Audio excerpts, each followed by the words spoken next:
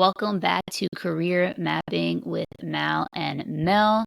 We hope that you've enjoyed our previous videos, and I'm sure you've noticed my hair is looking a little bit shorter because, yes, I did get a haircut. Today, we're going to be sharing about how to establish your job search strategy because it is so important to make sure that you have the right strategy so that you don't waste a lot of time and energy and effort, and that you don't have to hopefully apply to thousands of jobs. So we're hoping that we can save you a lot of, like we said, time and energy and effort. And I'm going to give it to Mel first to share her first tip. Yeah, so my first tip when it comes to job search strategy is to focus on mission alignment. I think this is something that is really undervalued and underrated. But the truth is, when you find yourself a year down the road, 2 years down the road, and you're stressed, you're burned out, you're frustrated, you're not finding joy and excitement in your work, it's often something that could have been prevented early on if you would have looked at their mission and made sure that it aligned with yours. And so the first step when it comes to mission alignment is understanding your own values, right? Before you can know if it aligns with theirs, you've got to get really clear on yours. So take some time and just think about what is important to you. What sort of impact do you want to make? And then go from there with researching the companies. When you start applying to jobs, don't just do something. Now, if you follow me on LinkedIn, you know that I post a prayer every Sunday. I love prayer, but do not do something that is known as spray and pray when it comes to the job search strategy. You want to be really intentional about where you're applying. You want to look at those companies, find out what their missions are, right? And not just the words. Look at the actions. Do they have employees volunteering anywhere? Do they have reviews? There's websites like Glassdoor where you can look up reviews of companies and find out what they're really about, right? Sort of peel back the layer.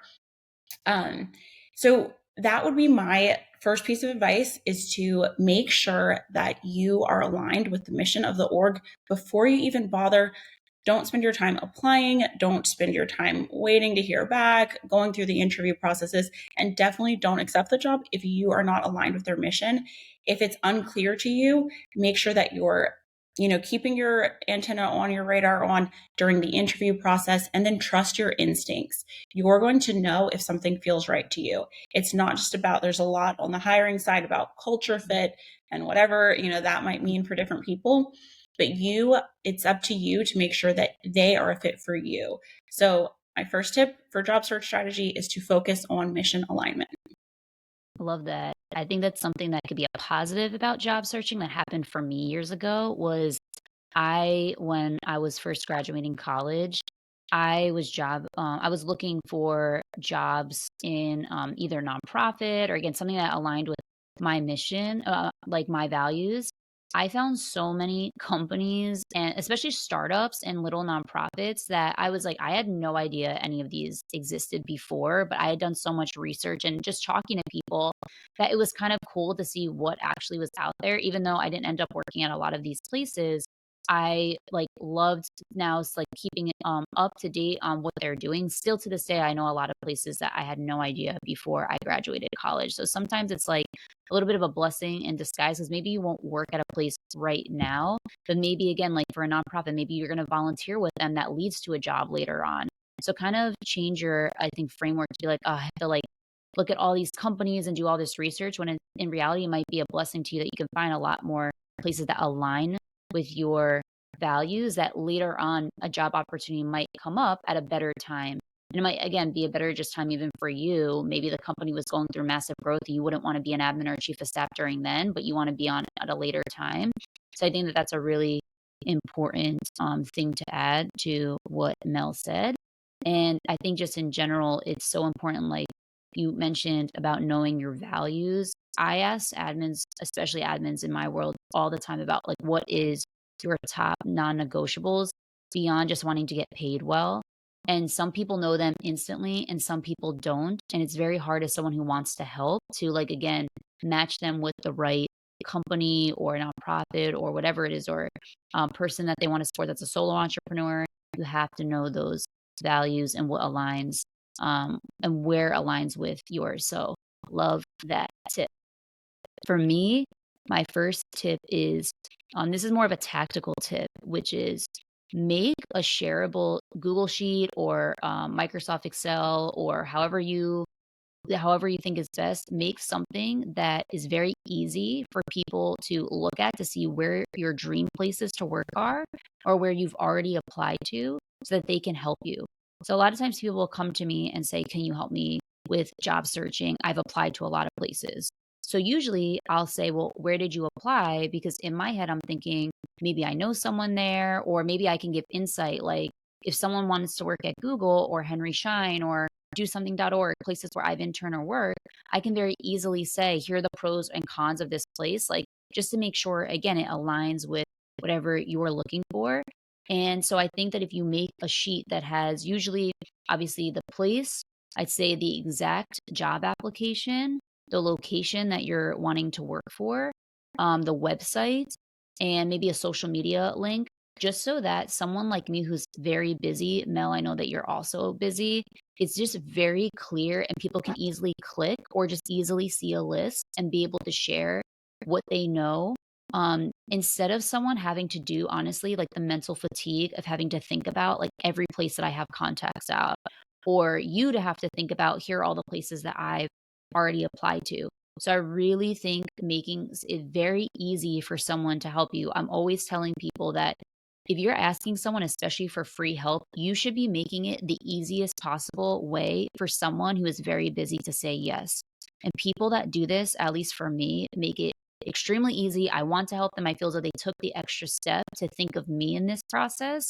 And and this is also a good tip for yourself, is to stay organized and figure out how many places did you already apply, and have it very easy so that if someone again says something to you like, oh, how many maybe tech companies have you applied to, you can easily see it in that sheet. So, and this also hopefully makes it easier so that you don't have to apply to, again, as many places, because once you start sending this sheet out to hopefully your friends, family, your network on LinkedIn, people can make it a lot easier for you to either have a connection that they know, or maybe they say, don't go through with this interview, like, or don't go through with it because it's not the right company.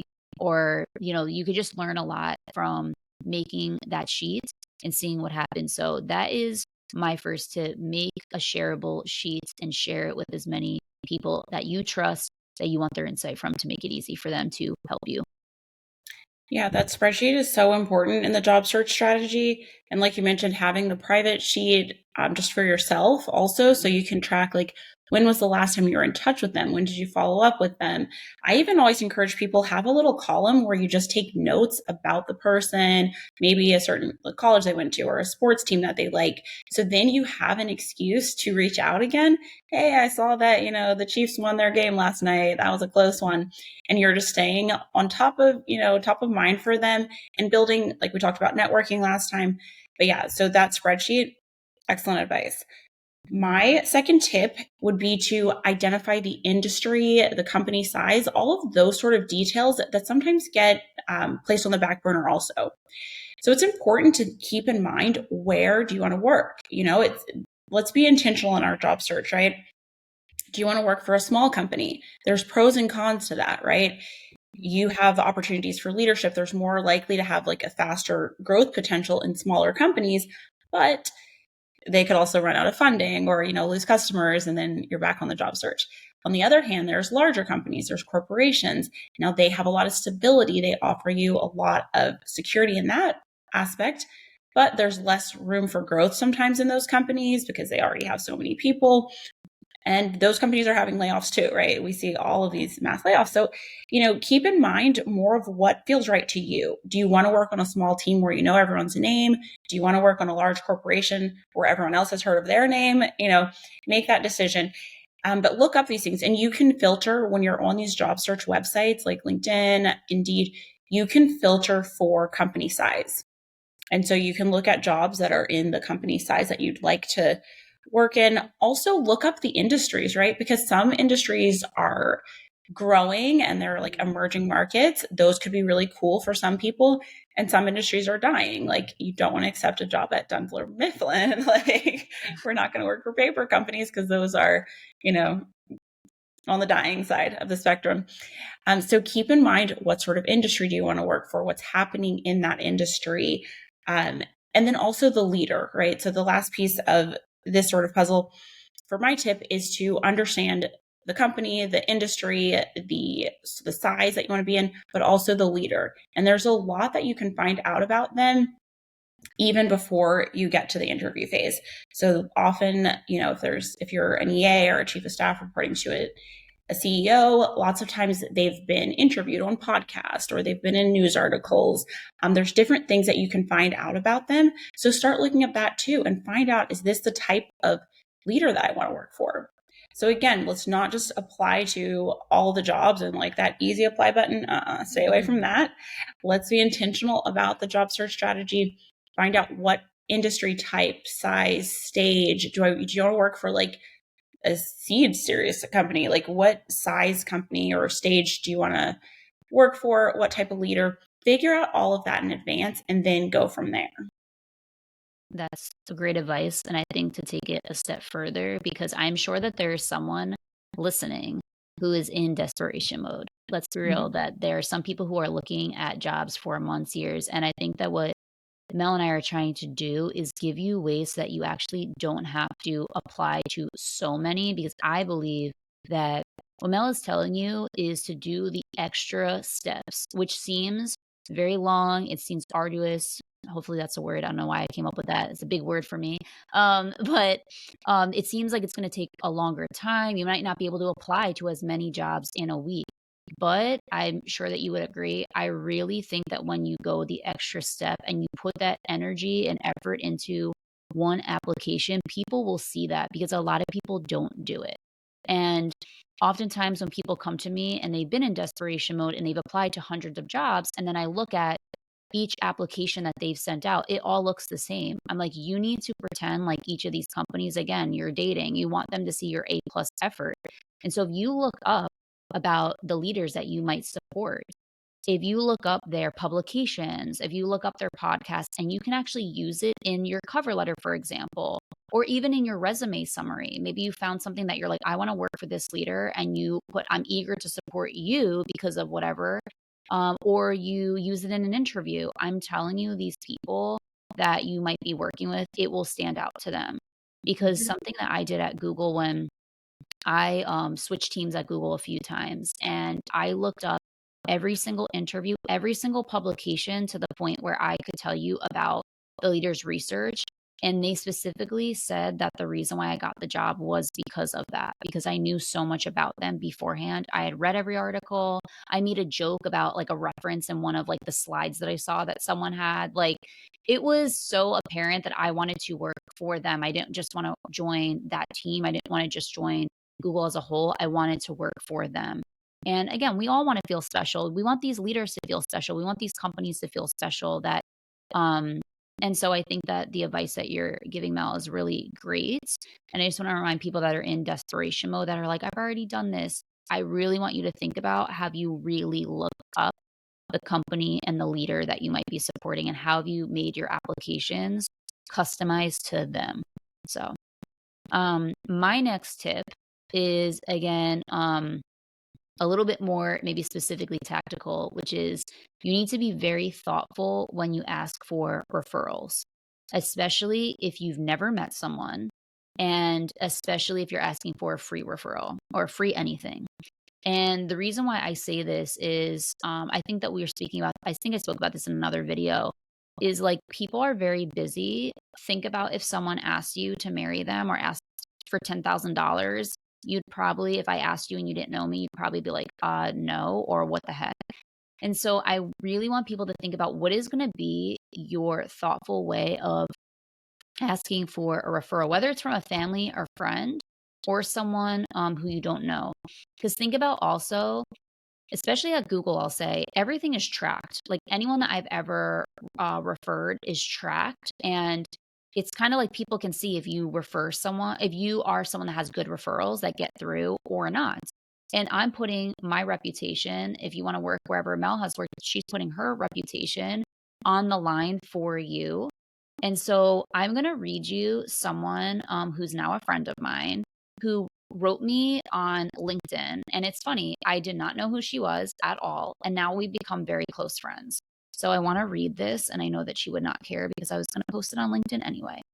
So it says, "Hi Mallory, I can't help but to reach out and tell you how moved I am to read about your take on admin roles via More Than an Admin. I'm currently aspiring to be an AVP at Google, applied a few times but have had no luck just yet. And meanwhile, I have decided to focus on what I am doing now and really start to embrace my abilities by backing them up with purpose. I came across you on YouTube. In quotes, number 10, you are more than a job title with Mallory Rothstein, end quote. And what you shared really resonated. Since then, I've begun building an online platform to help domestic Spanish speaking stay at home moms build the skills necessary to land a role as an admin/exec assistant. And there is a page where I like to help educate on the soft skills that are sometimes more pivotal than hard skills. I feel your values are really aligned with mine, and your feedback would mean a lot. Any chance you'd be open to chat?" So the reason why I read this is because to me, I thought it was a perfect cold approach. There's a few reasons why. One, you can tell that this person did a lot of research. They did not just message me and say, "Hey, can you help me with a job? I really want to work at Google." Or even, "Hey, I want to talk to you. Can you tell me about your experience at Google?" It's very vague. It shows me that you did zero research. And if you work at a company that has anything online, anything like any FANG company. So if you don't know what FANG is, Facebook, Amazon, Netflix, um, Apple, and Google. There's so much online about those companies that you should be saying something like, "Oh, I saw Google offers X. Can you share how that impacted your experience at work?" It just shows the person that you did any kind of research. The other thing about this message is that one is just in general very thoughtful. It also shows that based on what she saw about me, she already took action. So I'm thinking to myself, wow, this person already took action from watching something. They're probably going to take action if I actually help them. Because how many times, Mel, do we have where people come to us for our advice and then they don't take anything, right? I don't know why they come to either of us. They just want to, I guess, listen, and then they don't take any advice. So I really liked how she also already put something actionable. And then it says, "Any chance you'd be open to chat?" To me, what I like is it's not anything guilty. Like, "Can you please talk today? Like, I really want to speak to you." There's no desperation in this message. There's no pressure on me. And the other thing is in the follow-up, like, I didn't get back to her right away. Actually, I didn't get back to her for 2 weeks. She did not bother me every single day, like, "Did you see this? Did you see this? Did you see this?" She waited, and I really think you have to be careful about how much you follow up. So I always say that follow up with someone once a week. Because again, unless it's something urgent, which in my opinion, nothing job searching is urgent, but, if you can come up with something, fine. Uh, but I'd say follow up with someone once a week and do not write something again very desperate or very like you need to speak to me right now. Something I'll also just add to this is you should really look at what people post, not just on LinkedIn, but other platforms if they have an open account. And the reason that I say this is like before I ever cold message anyone or do a big ask, like I want you to come on my podcast or something like that. I look at what someone is posting on LinkedIn, a few of their past posts. I also go to Instagram or I don't usually go to Facebook or Twitter. I usually go to Twitter or Instagram to see did they post any other thing there that would make it very hard for them to say yes to a podcast or anything that I'm asking, right? Like maybe they don't post on LinkedIn that they're like someone in their family died or whatnot, but I see this on another platform. I'm just very careful and thoughtful in when I'm going to ask someone to do something for me, because timing is everything. And if you see someone on Instagram or Twitter talking about, I don't know, they went through something really tragic, but they're just not posting it on LinkedIn, I know that it's not the right time to message this person. So again, you don't have to stalk everyone, but I do think it's good to just again be thoughtful in knowing that everyone has a life, everyone's going through something, and just because you saw one post of theirs on LinkedIn doesn't mean that that they're open to just give you free help right then and there. Look at their past posts, look at other platforms. And so again, just be very thoughtful in how you ask for referrals because I think that that is how you ask for a referral will really be the determining factor is if you get one or not, or if you get someone to help. And we all know Referrals are a huge reason why people get interviews. I've definitely helped people cut the line at Google before because I knew someone. And I'm sure that there are plenty of other people that know that that's how oftentimes it works, whether it's fair or not. So, anything you want to add, Mel?